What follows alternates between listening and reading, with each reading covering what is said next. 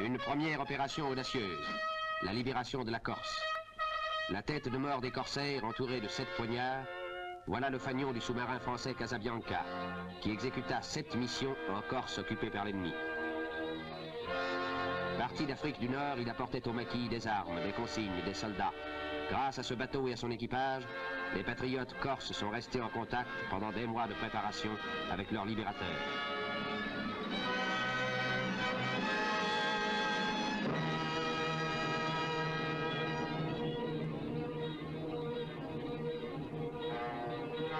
Le 13 septembre 1943, ils arrivent. Les bateaux français transportent les avant-gardes de l'armée d'Afrique qui tentent sur l'île une opération de surprise. Le 14, nos troupes débarquent à Ajaccio. Elles partent immédiatement à la poursuite des Allemands. Le 24, nous occupons Bonifacio. Et nous arrivons le 5 octobre à Bastia, dernier centre de résistance ennemie. Ajaccio. Depuis 4 jours, l'action des patriotes et de nos éléments de choc a maintenu l'ennemi hors de la ville. Nos contre-torpilleurs peuvent accoster.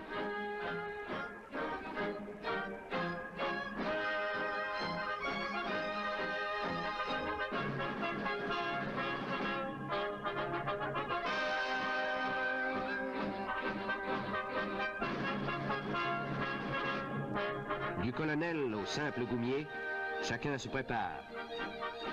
Et la progression commence, dans un paysage que les hommes du maquis ont hanté. Des obstacles gênent la marche en avant. On les enlève.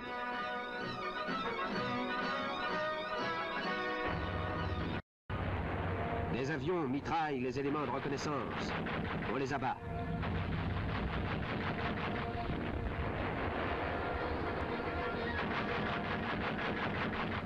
Parmi les victimes, un homme, le genou éclaté. Il n'a pas un murmure. Les chars nous ont rattrapés, et dès lors, ils vont épauler nos fantassins dans leur avance. Voici leur œuvre. Des cadavres, des témoignages d'un combat vite terminé, d'une fuite rapide. Extrême nord, près de Teguim, nous occupons des postes d'observation de l'ennemi. C'est à notre tour de l'épier. Bastia est proche.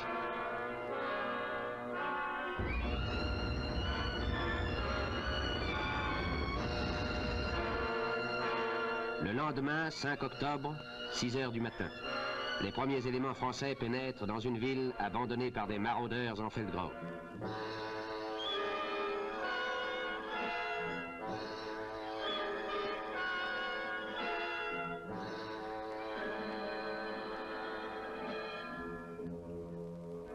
Quel spectacle va s'offrir aux yeux des Corses quand ils vont revenir vers leur foyer? Un port dévasté, des cadavres, des ruines.